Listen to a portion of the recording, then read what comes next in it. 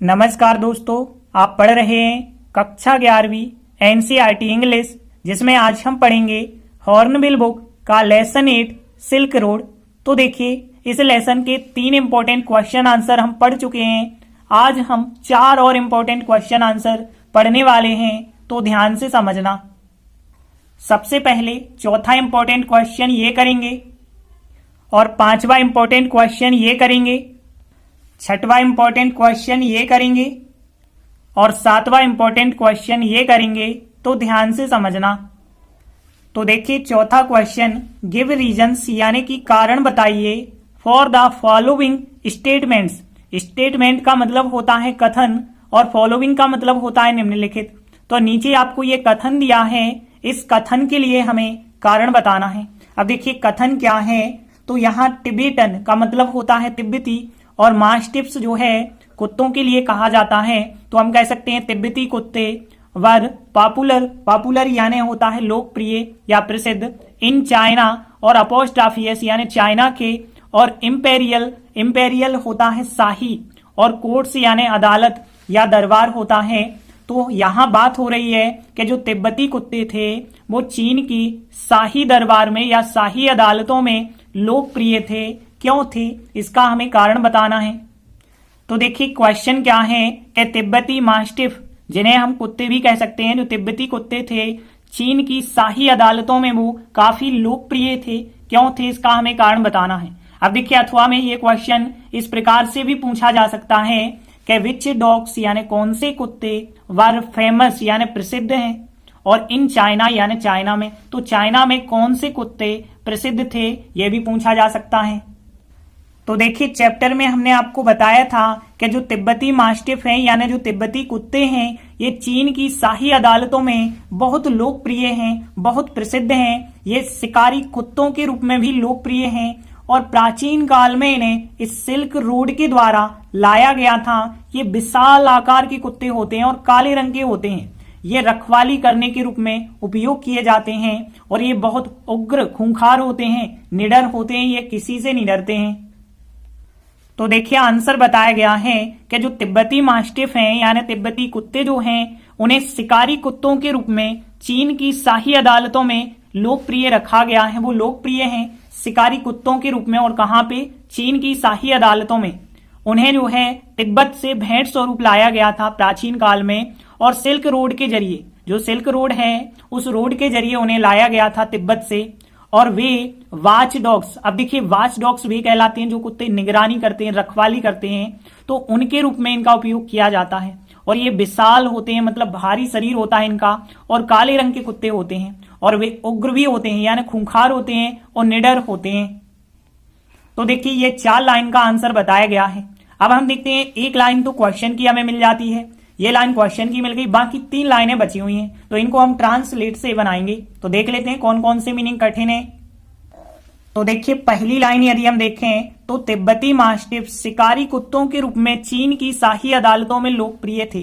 तो देखिए बिल्कुल यही की यही लाइन हो जाएगी, बस यहाँ पे शिकारी कुत्तों के रूप में इतना वर्ड जोड़ना है। तो आपको पता होगा एज यानी होता है के रूप में, तो एज यानी के रूप में, और हंटिंग डॉग्स यानी हंटिंग यानी शिकारी होते हैं, तो हंटिंग डॉग्स यानी शिकारी कुत्ते, और एज यानी के रूप में। तो आप ध्यान रखेंगे हंटिंग डॉग्स का मतलब शिकारी कुत्ते हो जाएगा, एज यानी के रूप में हो जाएगा। आगे देखिए, उन्हें तिब्बत से भेंट स्वरूप प्राचीन काल में सिल्क रोड के जरिए लाया गया। उन्हें का मतलब है यहाँ बात हो रही है तिब्बती कुत्तों की, दे कहेंगे। अब देखिए तिब्बत से, तिब्बत के लिए क्या कहेंगे, जब तिब्बती के लिए टिबेटन कहा गया है तो तिब्बत अकेला लिखेंगे तिब्बत को, फ्रॉम यानी से।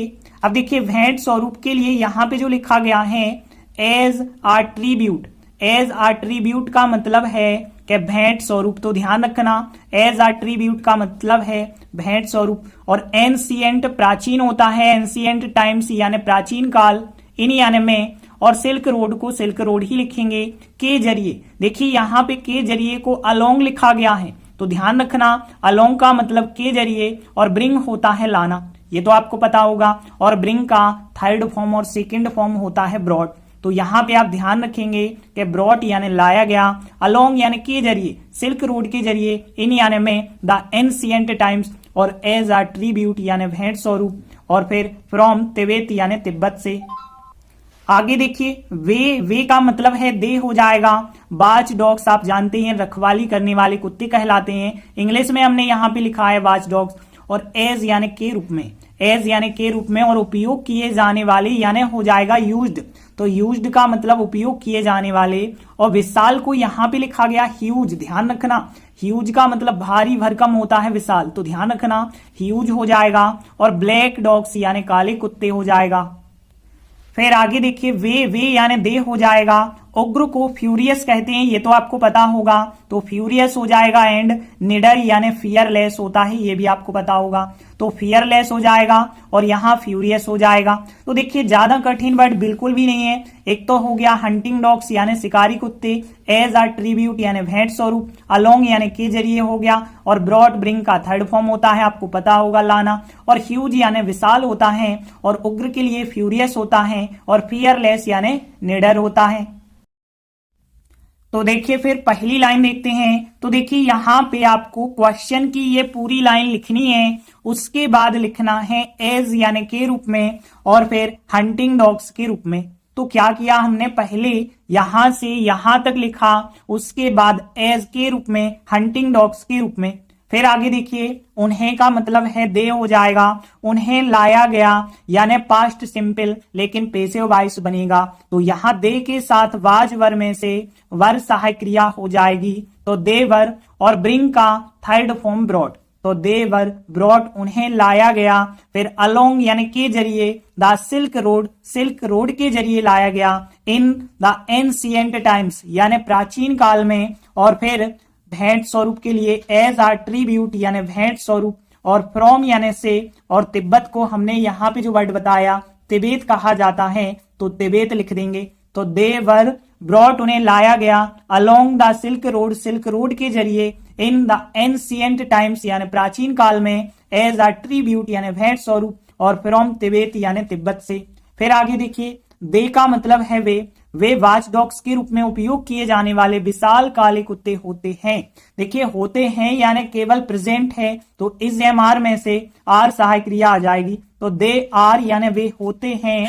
और कैसे होते हैं, ह्यूज यानी विशाल, ह्यूज ब्लैक डॉग्स होते हैं, ह्यूज यानी विशाल, और ब्लैक डॉग्स होते हैं। और फिर यूज्ड यानी उपयोग किए जाने वाले, एज यानी के रूप में, वाच डॉग्स के रूप में। तो देखिए दे आर यानी वे होते हैं, तो आर का मतलब हो गया होते हैं। और फिर कैसे होते हैं, ह्यूज ब्लैक डॉग्स होते हैं जो कि यूज्ड किए जाते हैं एज के रूप में, वाच डॉग्स के रूप में। फिर आगे देखिए, दे का मतलब है वे, फिर आर सहायक क्रिया फिर आ जाएगी यानी वे होते हैं। और फिर कैसे होते हैं, वो फ्यूरियस होते हैं एंड फियरलेस होते हैं। तो they are furious and fearless हो जाएगा। एक बार पूरा आंसर रिपीट कर लेते हैं। तो देखिए यहाँ पे जो पहली लाइन है, क्वेश्चन की लाइन हम यहां से यहां तक लिखेंगे।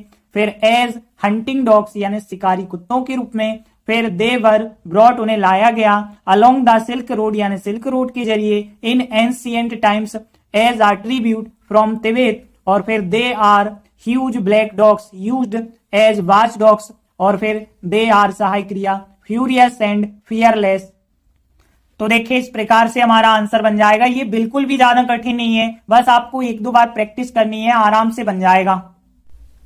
इसके बाद देखिए अगला पांचवा question, how did the Tibetan mastiffs react, यानी किस प्रकार से तिब्बती कुत्तों ने रिएक्ट किया यानी प्रतिक्रिया की, व्हेन जब द ऑथर लेखक एंड हिज ग्रुप और उसका समूह अप्रोच्ड यानी पास पहुंचा या समीप पहुंचा। तो क्वेश्चन तो आपको समझ आ गया कि जो तिब्बती मास्टिफो हैं यानी जो तिब्बती कुत्ते हैं, उनकी प्रतिक्रिया कैसी होती है जब लेखक और उनका समूह उनके समीप पहुंचता है। तो देखिए हमने आपको बताया था कि रास्ते में तिब्बती मास्टिफो मिल जाते हैं लेखक को, वे लेखक के वाहन के समीप आ जाते हैं और लेखक को बिल्कुल एक निगाह से एकटक होके देखने लगते हैं और सीधे वाहन की तरफ तेजी से हरकत करने लगते हैं। जैसे बंदूक से गोली निकलती है उतनी तेजी से वो वाहन की तरफ दौड़ते हैं। तो देखिए आंसर बताया गया है कि जो तिब्बती मास्टिफो हैं, सबसे पहले वो क्या करते हैं, अपना बड़ा सिर उठा लेते हैं। जब वे अपने समीप आते लेखक के वाहन से अवगत हो जाते हैं, उन्हें पता चल जाता है कि लेखक का वाहन जो है हमारी तरफ आ रहा है, तो वे अपना बड़ा सिर उठा लेते हैं और स्थिरता पूर्वक जो है लेखक पर अपनी निगाह बिल्कुल फिक्स कर लेते हैं। जैसे जैसे लेखक और अधिक निकट आता जाता है तो वे वाहन की तरफ सीधे बिल्कुल तेजी से हरकत करने लगते हैं, और ठीक वैसे जैसे बंदूक से गोली निकलती है लगभग उतनी ही तेज ये भी हरकत करने लगते हैं। तो देखिए 3 लाइनों का जो आंसर बताया गया है थोड़ी सा बड़ा होगा, लेकिन हम ट्रांसलेट से करेंगे तो देख लेते हैं कौन कौन से मीनिंग कठिन है। तो देखिए यदि हम पहली लाइन देखें तो तिब्बती मास्टिफ हो, ये तो आपको यहां पे मिल जाएगा क्वेश्चन में। फिर उनने क्या किया, अपना बड़ा सिर उठाया, यानी यहां पे तिब्बती मास्टिफ हो बहुवचन है तो दे समझ के अपना के लिए दियर लिखना पड़ेगा। दियर बिग यानी बड़ा हो जाएगा, और हेड होता है सिर, लेकिन यहाँ बहुत सारे कुत्ते हैं तो हेड्स लिखना पड़ेगा, फिर तो दियर बिग हेड्स हो जाएगा। अब देखिए यहाँ उठाना के लिए लिखा गया है कॉक, तो ध्यान रखेंगे आप, कॉक का मतलब होता है उठाना, COC के कॉक, कॉक का सेकेंड फॉर्म कॉक्ड हो जाएगा। तो यहाँ उठाना, सिर उठा रहे हैं ना वो, तो इस क्रिया को कॉक लिखा गया है। और वैन यानी होता है जब, और फिर दे यानी कि वे अपने समीप, अपने समीप का मतलब है यहाँ अपने का मतलब है तिब्बती मास्टिफों का अपना, और समीप आते, समीप आते के लिए लिखा गया है। देखिए यहाँ पे क्रिया है अप्रोच्ड, लेकिन यहाँ अप्रोचिंग लिखा गया है यानी समीप आते हुए। और फिर लेखक के वाहन की बात करें तो द ऑथर, और व्हीकल होता है वाहन जो कि आपको पता होगा, और अपोस्ट्रोफी एस लिख देंगे के लिए, तो द ऑथर्स व्हीकल यानी लेखक का वाहन, और अप्रोचिंग यानी कि समीप आता हुआ, और फिर यहाँ पे देम यानी उनके समीप आ रहा, और वैन दे जब वे। अब देखिए से अवगत हो गए, से अवगत का मतलब है से परिचित हो गए, से जागरूक हो गए, तो ध्यान देना अवेयर यानी होता है जागरूक या फिर अवगत कह सकते हैं। और ऑफ इसके साथ प्रीपोजिशन फिक्स है, तो अवेयर ऑफ का मतलब होता है किसी भी चीज से जागरूक होना या अवगत होना। और बिकम यानी हो गए, ये तो आपको बिकम पता होगा, बस यहाँ पे ध्यान रखेंगे से अवगत के लिए अवेयर ऑफ, और द ऑथर्स व्हीकल, और अप्रोचिंग यहाँ अप्रोच्ड है लेकिन अप्रोचिंग यानी समीप आते हुए, और फिर देम यानी कि अपने हो जाएगा, और वैन दे यानी कि जब वे हो जाएगा। आगे देखिए और स्थिरता पूर्वक, देखिए यहाँ पे स्थिरता पूर्वक के लिए लिखा गया है स्टेडली, आप ध्यान रखेंगे तो स्टेडली का मतलब होता है स्थिरता पूर्वक। और फिर लेखक पर, लेखक यानी ऑथर हो जाएगा, ऑन यानी पर, और फिर अपनी निगाह, निगाह को यहाँ पे जो शब्द लिखा गया है गेज, आप ध्यान रखेंगे गेज यानी निगाह है।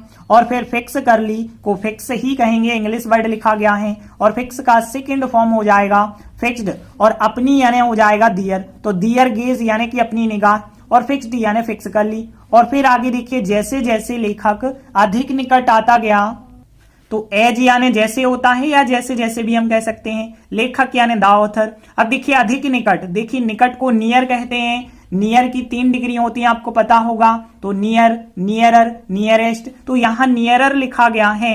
अब आता गया, देखिए यहाँ पे क्रिया होती है ड्रॉ नियर, तो ड्रॉ नियर का मतलब होता है नजदीक आना, लेकिन यहाँ पे अधिक निकट आता गया, तो देखिए नियरर हमने कह दिया अधिक निकट, और ड्रॉ का थर्ड फॉर्म होता है ड्रॉन, तो ड्रॉन नियरर का मतलब हो जाएगा अधिक निकट आता गया। तो ध्यान रखेंगे ड्रॉन नियर लिखेंगे हम, ड्रॉन नियरर का मतलब हो जाएगा अधिक निकट आता गया। आगे देखिए वे यानी कि हो जाएगा दे, और फिर वाहन, वाहन यानी व्हीकल हो जाएगा, और टूवर्ड्स यानी की तरफ, और डायरेक्टली यानी सीधे ही, तो डायरेक्टली होता है सीधे ही। अब देखिए यहाँ पे तेजी से आते हुए के लिए जो शब्द लिखा गया है वो हर्टलिंग, ध्यान रखना, तो हर्टलिंग का मतलब है तेजी से आते हुए, जो हर्टल क्रिया होती है तेजी से आना, यहाँ हर्टलिंग लिखा गया है तेजी से आते हुए, तो हर्टलिंग ध्यान रखेंगे। अब देखिए हरकत में आना, इसके लिए जो वर्ड होता है एक्सप्लोड, आपने सुना होगा, एक्सप्लोड का मतलब वैसे तो होता है विस्फोट करना, लेकिन एक्सप्लोड इनटू एक्शन का मतलब जो होता है हरकत में आना, और इसका सेकेंड फॉर्म और थर्ड फॉर्म इस प्रकार से एक्सप्लोडेड इनटू एक्शन, यानी हरकत में आ गए, एक्सप्लोडेड इनटू एक्शन हो जाएगा।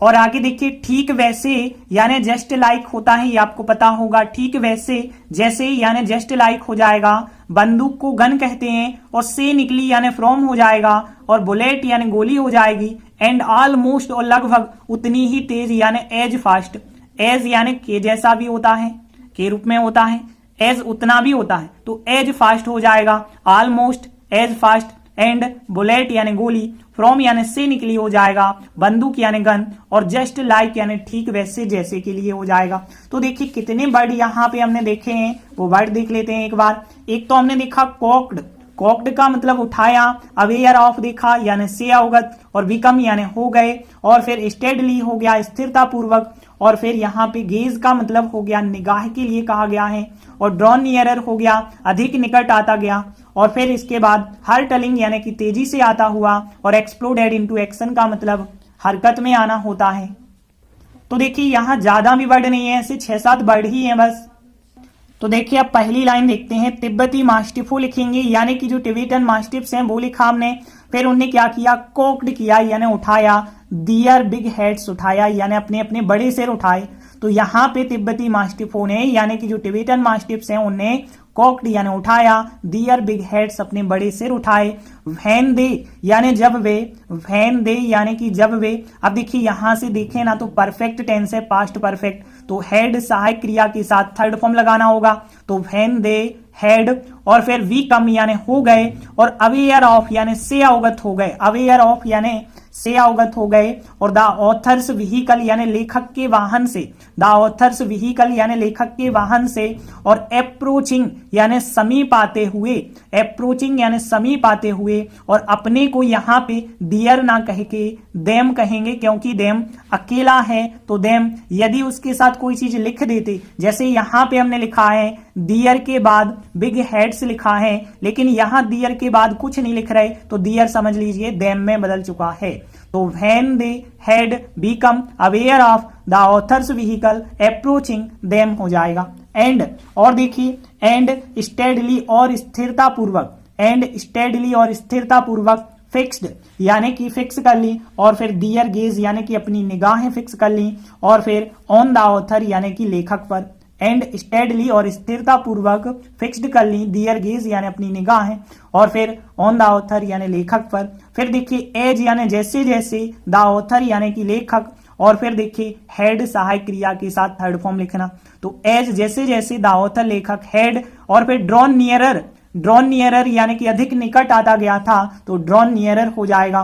फिर आगे देखिए दे का मतलब है वे, और फिर हरकत में आ गए, पास्ट सिंपल है, तो यहाँ एक्सप्लोडेड इनटू एक्शन हमने बताया, तो एक्सप्लोडेड इनटू एक्शन यानी हरकत में आ गए, और फिर इसके बाद देखिए तेजी से आते हुए यानी हर्टलिंग हमने बताया आपको, हर्टलिंग डायरेक्टली यानी सीधे ही, टू वर्ड्स यानी की तरफ, द व्हीकल यानी कि वाहन की तरफ, तो दे, और फिर हरकत में आ गए, एक्सप्लोडेड इनटू एक्शन हो जाएगा, और हर्टलिंग हो जाएगा directly towards the vehicle हो जाएगा। ठीक वैसे यानी जस्ट लाइक, ठीक वैसे यानी कि हम लिखेंगे जस्ट लाइक, जैसे कि बंदूक से निकली गोली, तो यहाँ जस्ट लाइक लिखेंगे ठीक वैसे, जैसे कि बुलेट, एक बुलेट जो है फ्रॉम अ गन यानी बंदूक से निकलती है, तो जस्ट लाइक ठीक वैसे जैसे बुलेट एक गोली जो कि फ्रॉम यानी से निकली, अ गन यानी बंदूक से निकली। एंड ऑलमोस्ट और लगभग, एज फास्ट उतनी ही तेज, ये पूरा वर्ड फिर आपको लिख देना है, तो एंड ऑलमोस्ट एज फास्ट। एक बार पूरा आंसर रिपीट कर लेते हैं। तो देखिए यहाँ पे टिबेटन मास्टिफ्स कॉक्ड उठाया, their big heads, when they had become aware of the author's vehicle approaching them, and steadily fixed their gaze on the author, as जैसे जैसे the author had drawn nearer नजदीक आता गया, they exploded into action hurtling directly towards the vehicle, just like जैसे, a bullet from a gun and almost as fast। तो देखिए इस प्रकार से हमारा आंसर बन जाएगा। देखिए आंसर थोड़ी सा बड़ा है क्योंकि ये क्वेश्चन ज्यादातर लॉन्ग टाइप में पूछा जा सकता है, तो 2-3 बार प्रैक्टिस आप जरूर करना, आराम से ये बनने लगेगा। इसके बाद देखिए 6वां क्वेश्चन, विच प्लेस यानी कौन से स्थान, डच सहायक क्रिया, द ऑथर यानी लेखक, डिसाइड करता है यानी निर्णय लेता है, टू गो यानी जाने का, तो लेखक कौन से स्थान पर जाने का निर्णय लेता है, एंड व्हाई और क्यों। तो देखिए क्वेश्चन तो आपको समझ आ गया कि लेखक किस स्थान पर जाने का निर्णय लेता है और क्यों। तो देखिए हमने आपको बताया है चैप्टर में कि लेखक कैलाश पर्वत पर जाता है और कूड़ा करने के लिए जाता है।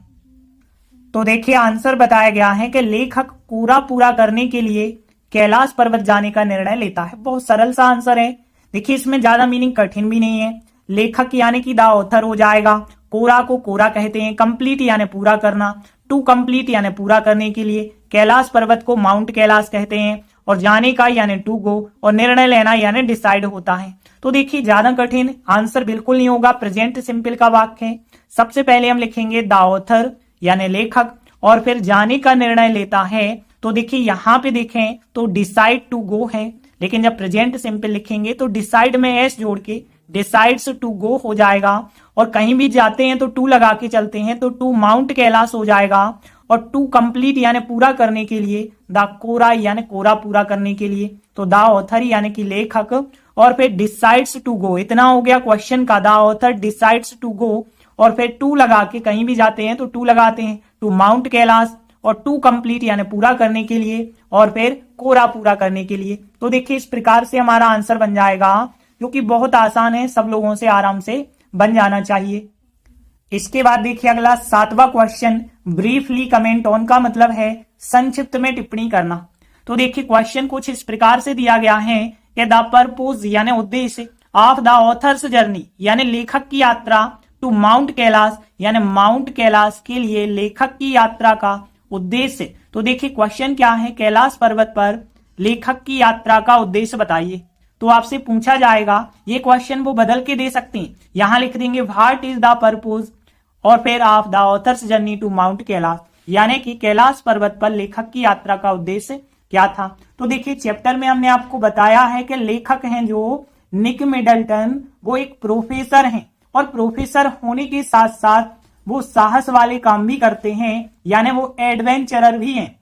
और फिर बताया गया है चैप्टर में कि वो सिल्क रोड के माध्यम से कठिन इलाकों से होकर के कैलाश पर्वत पे पहुंचते हैं, और उस स्थान पे भी पहुंचते हैं जहां से उन्हें कोरा करना था, उस स्थान के आसपास का वो दौरा करते हैं, यही उनका उद्देश्य था। तो देखिए आंसर बताया गया कि जो लेखक निक मिडल्टन हैं वो एक ऑक्सफोर्ड प्रोफेसर हैं। ऑक्सफोर्ड मतलब एक इंग्लैंड का विश्वविद्यालय है, उस विश्वविद्यालय में प्रोफेसर होंगे। तो ऑक्सफोर्ड क्या है, एक विश्वविद्यालय का नाम कह सकते हैं हम।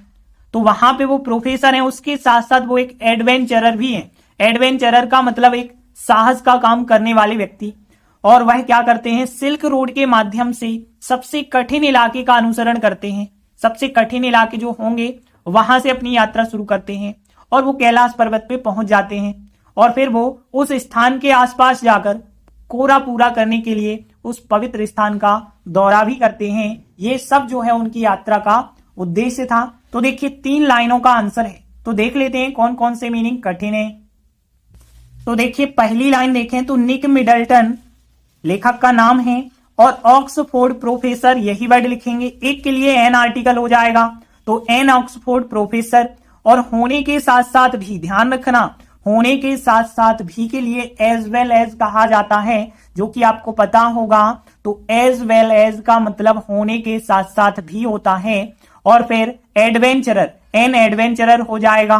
तो यहाँ पे एज वेल एज आप ध्यान रखेंगे, होने के साथ साथ भी के लिए कहा जाएगा। फिर आगे देखिए वही यानी कि ही हो जाएगा, सिल्क रोड इंग्लिश वर्ड है, सिल्क रोड ही लिखेंगे, और फिर के माध्यम से ये होता है थ्रू, आपको पता होगा। तो यहाँ पे फेंकना वाला थ्रू ना कहें आप, यहाँ पे थ्रू जो प्रीपोजिशन होती है THROUGH थ्रू, ये होता है के माध्यम से, तो थ्रू हो जाएगा। और सबसे कठिन यानी कि द मोस्ट डिफिकल्ट कह सकते हैं, द मोस्ट डिफिकल्ट यानी कि सबसे कठिन। और फिर देखिए इलाके को यहाँ पे जो शब्द लिखा गया है वो टरेन लिखा गया है, ध्यान रखना। तो टरेन का मतलब है इलाका या फिर भूभाग कहलाता है, और अनुसरण करना यानी फॉलो करना आपको पता होगा, तो फॉलो हो जाएगा। एंड कैलाश पर्वत को माउंट कैलाश कहते हैं, और किसी भी चीज पर पहुंचना रीच होता है, ये आपको पता होगा। तो रीच यानी पहुंचना, माउंट कैलाश हो जाएगा, एंड हो जाएगा, फॉलो करना यानी अनुसरण करना, और टरेन का मतलब हो जाएगा इलाका, द मोस्ट डिफिकल्ट यानी सबसे कठिन हो जाएगा, और थ्रू यानी के माध्यम से हो जाएगा। और यहाँ पे हमने देखा होने के साथ साथ भी के लिए एज वेल एज। फिर आगे देखिए उसने यानी कि यहाँ लेखक की बात हो रही है, ही कह सकते हैं। द प्लेस यानी उस स्थान की बात करें, और फिर अराउंड यानी के आसपास होता है, अराउंड यानी के आसपास, गोइंग यानी जा करके, और फिर कोरा को कोरा कहेंगे, और पूरा करना आप जानते हैं कंप्लीट होता है तो टू कंप्लीट यानी पूरा करने के लिए, उस पवित्र स्थान यानी हॉली प्लेस, आपको पता होगा HOLY, हॉली का मतलब होता है पवित्र, तो द हॉली प्लेस यानी उस पवित्र स्थान का, और फिर दौरा करना यानी उस स्थान पे विजिट करना, तो विजिट होता है दौरा करना। तो यहाँ पे ध्यान रखना, किसी भी स्थान का दौरा करना होता है विजिट, तो यहाँ विजिट हो जाएगा, द हॉली प्लेस हो जाएगा, टू कंप्लीट हो जाएगा कोरा, और गोइंग यानी जाकर, अराउंड यानी के आसपास, द प्लेस और ही हो जाएगा, और थ्रू के माध्यम से, द मोस्ट डिफिकल्ट, और टरेन यानी कि जो होता है इलाका, और फिर फॉलो करना अनुसरण करना, रीच यानी पहुंचना, एज वेल एज यानी होने के साथ साथ भी। तो केवल 3-4 वर्ड ही हैं और कोई प्रॉब्लम नहीं है। तो देखिए फिर पहली लाइन देखें तो निक मिडल्टन सब्जेक्ट हो जाएगा, फिर इज सहायक क्रिया, फिर एन आर्टिकल लगा के ऑक्सफोर्ड प्रोफेसर लिखेंगे, एज वेल एज होने के साथ साथ एन एडवेंचरर लिख देंगे। तो बहुत सरल सी लाइन हो गई, निक मिडल्टन इज सहायक क्रिया, an Oxford professor, as well as होने के साथ साथ एन एडवेंचरर।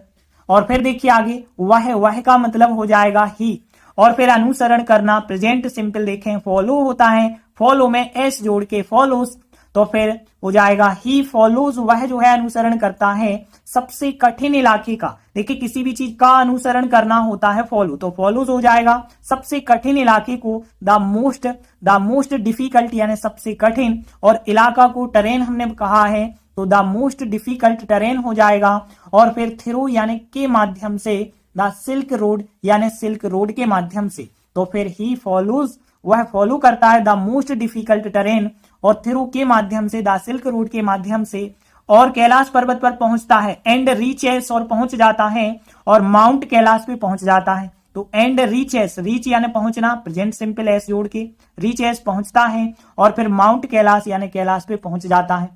फिर आगे देखिए, उसने यानी कि ही हो जाएगा, और फिर विजिट करना यानी दौरा करना, लेकिन पास्ट सिंपल है, सेकेंड फॉर्म विजिटेड यानी दौरा किया, और फिर द हॉली प्लेस उस पवित्र स्थान का, द हॉली प्लेस उस पवित्र स्थान का, टू कंप्लीट द कोरा यानी कोरा कंप्लीट करने के लिए, टू कंप्लीट यानी पूरा करने के लिए, द कोरा यानी कि कोरा, और फिर जाकर यानी गोइंग, गोइंग यानी जाकर, अराउंड यानी के आसपास, द प्लेस यानी उस स्थान के आसपास, तो ही उसने विजिटेड किया the holy place, to complete the kora, going around the place हो जाएगा। एक बार पूरा आंसर रिपीट कर लेते हैं। तो Nick Middleton is an Oxford professor as well as an adventurer, और फिर he follows the most difficult terrain through the silk Road and reaches Mount Kailash. He उसने visited the holy place to complete the kora, going around the place. तो देखिए इस प्रकार से हमारा answer बन जाएगा। ये आंसर सरल है, ज्यादा कठिन नहीं है, 1-2 बार ही आप प्रयास करेंगे आराम से ये बन जाएगा। तो आज हमने 4 इंपॉर्टेंट क्वेश्चन आंसर किए, बाकी जो भी बचे हैं आगे के वीडियो में करेंगे। तब तक के लिए धन्यवाद।